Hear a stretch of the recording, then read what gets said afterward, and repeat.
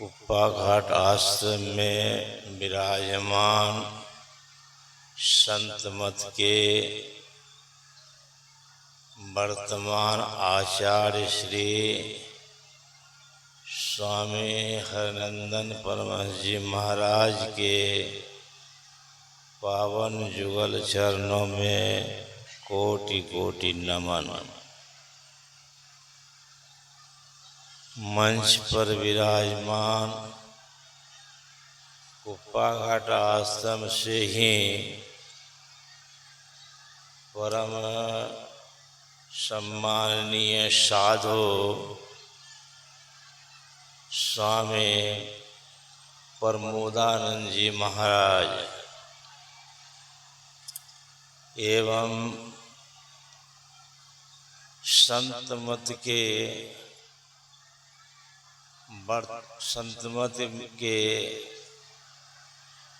अंतर्राष्ट्रीय प्रवक्ता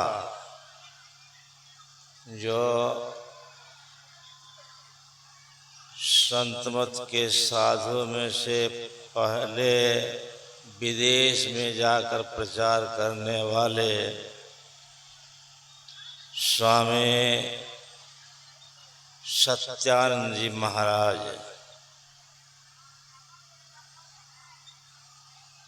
मंच पर और जितने महापुरुष विराजमान हैं, स्वामी शुद्धानंद जी महाराज, स्वामी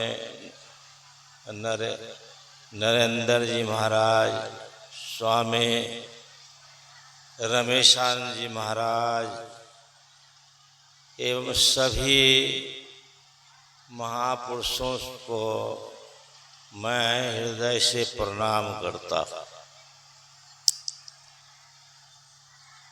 और मंच से पढ़े विराजमान नीचे के मंच पर विराजमान सभी विद्वज्जन जो यहाँ के कमेटी के और समिति के महापुरुष लोग हैं,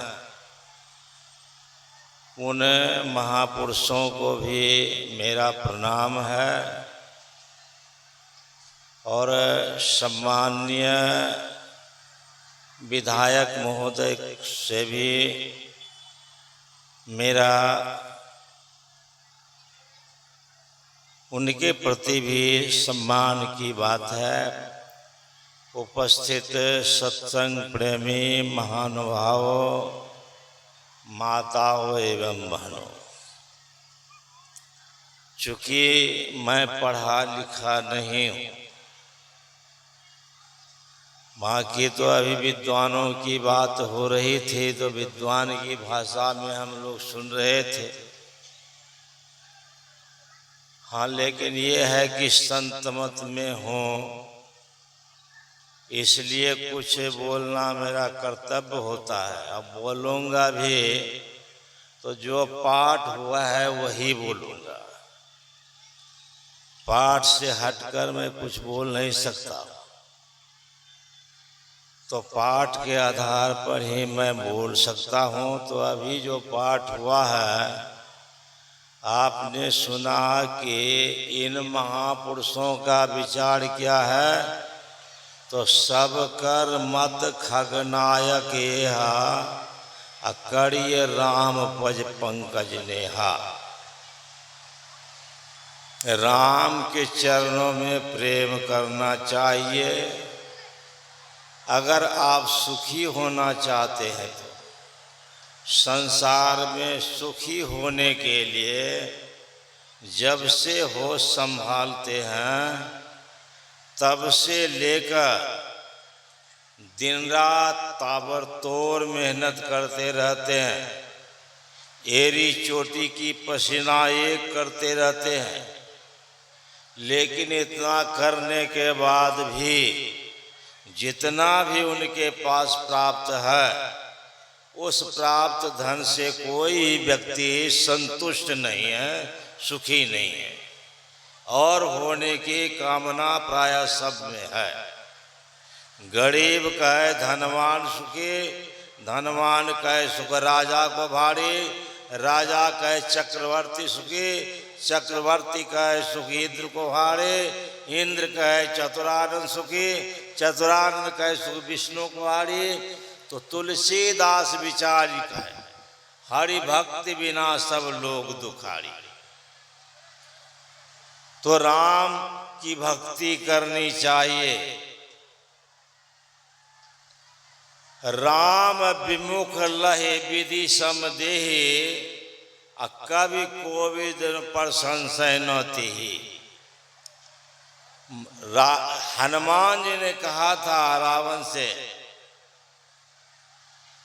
कि सुनो दस कंठ कहो पद रोपी, अब विमुख राम त्राता नहीं कोपी। शंकर सहस विष्णु अज होहि, सकहि न राख राम कर द्रोही। हनुमान जी कहते हैं हे दस कंठ रावण सुनो, मैं प्रण करके कह रहा हूं, अगर राम से विमुख होकर के रहोगे तो संसार में कोई बचाने वाला नहीं है। शंकर सहस, एक शंकर की बात नहीं, कहते हैं 100 शंकर भी मिलकर, अब विष्णु और ब्रह्मा ये सब भी मिलकर के उनकी रक्षा करना चाहेंगे तो कहते हैं वे नहीं रक्षा कर सकेंगे, नहीं बचा सकेंगे जो राम से विमुख होकर रहने वाले। और यही बात अंगद ने कही, सुनो दस कंठ कहो पद रोपी। सुन रावण परिहरि चतुराई, भजसी न कृपा सिंधु रघुराई। जौ खल भयसी राम कर द्रोही, ब्रह्म रुद्र सख राखन तोही। रे मूर्ख, अगर तुम राम से विमुख होकर रहोगे तो ब्रह्मा और शंकर तुम्हारी रक्षा नहीं कर सकेंगे, यानी कोई भी तुमको नहीं बचा सकेंगे। ये अंगद ने कहा था।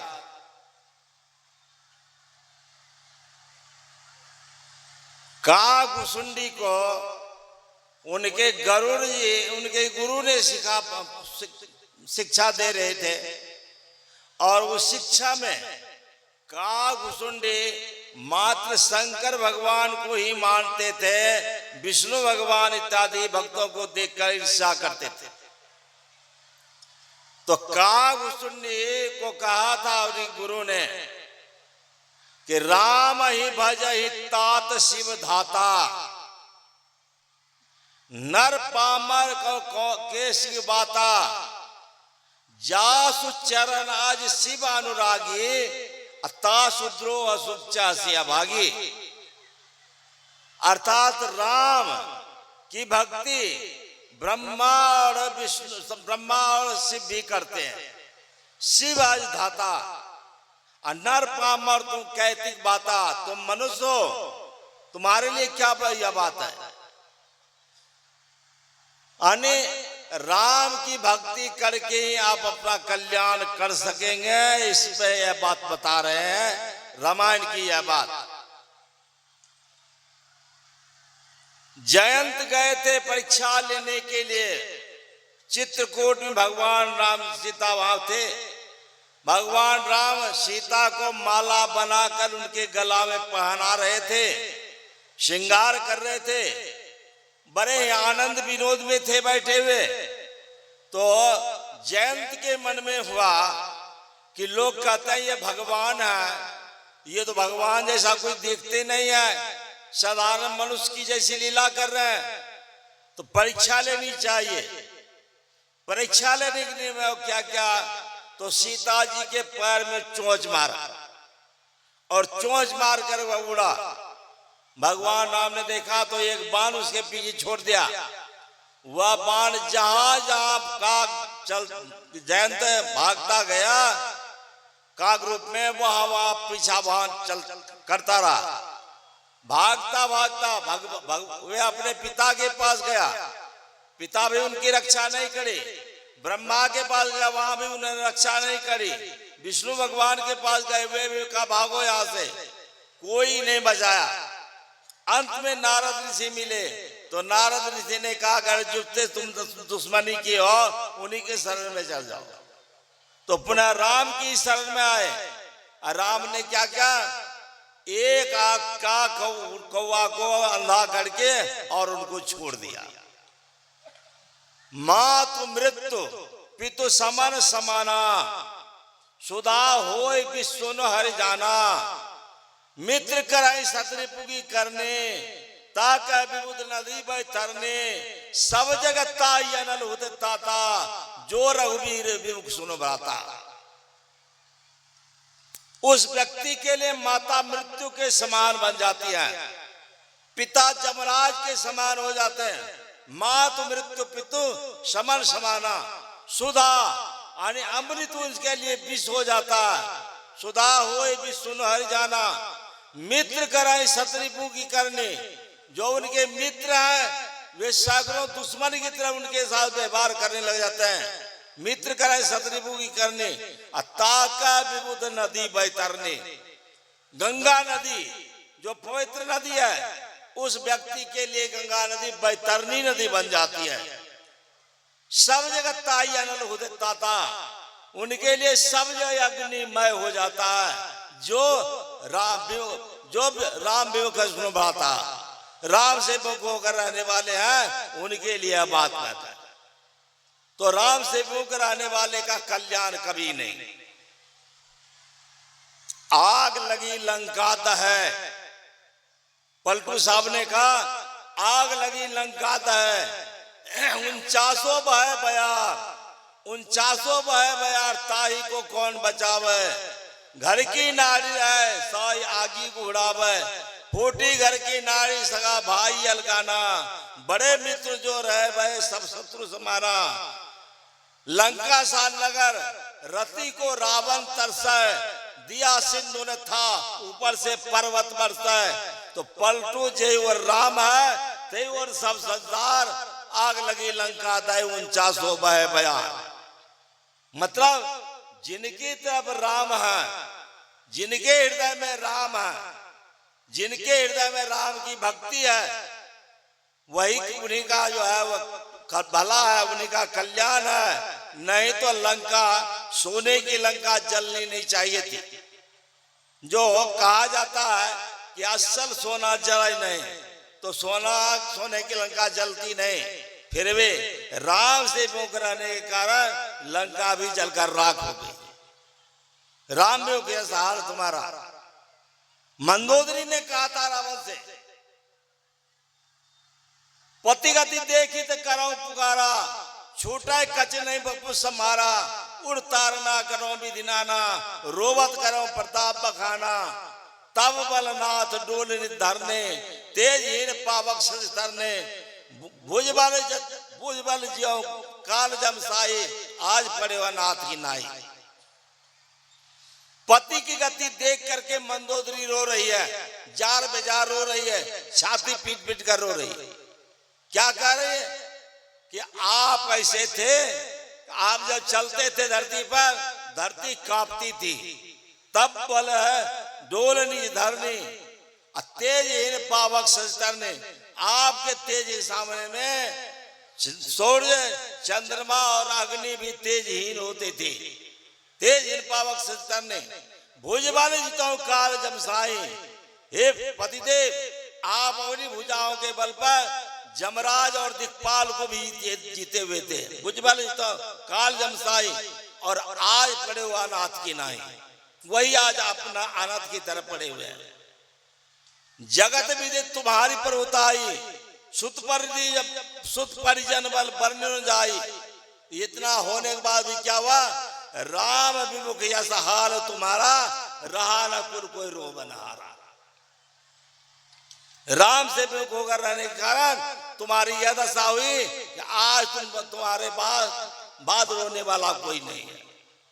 मतलब अगर हम राम से विमुख होकर रहते हैं तो हमारा भला नहीं। अब थोड़ा सा मैं बोलता हूं कि आपने सुना कि राम के चरणों में प्रेम होना चाहिए, तो राम कौन जिनके चरणों में प्रेम करेंगे? क्या भगवान राम जो राजा दशरथ के यहां आए थे वही राम? भगवान राम तो त्रेता युग में यहां आए, उसके पहले भी भगवान है, उससे पहले भी राम है। और सृष्टि आज से नहीं है, सृष्टि कब से है, तब से जो है वह सृष्टि में आ रहे हैं। इस राम के बारे में तो कहा भारत में जितनी चर्चा है विदेश में इतनी चर्चा नहीं है। उस राम को मानने वाले विदेश में नहीं है, यहाँ वाले मानने वाले, और यहाँ भी सब लोग मानने वाले नहीं है। राम को सब लोग मानने वाले नहीं है। भगवान राम के सामने में भी तो प्रजा दो तरफ हो गई थी।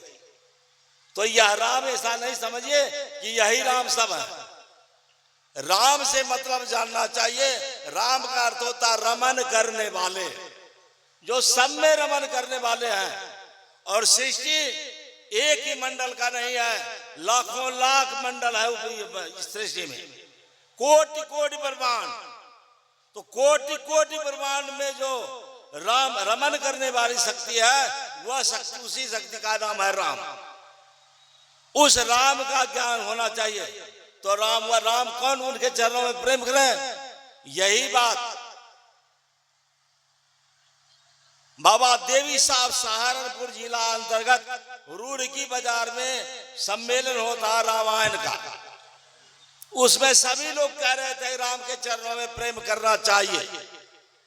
तीसरे दिन के अधिवेशन में बाबा साहब खड़ा हो गए और खड़ा होकर के कहने लगे कि आप लोग जितने वक्ता उपदेशक हैं, सबने यही मूल रूप से कहा है कि राम के चरणों में प्रेम करना चाहिए।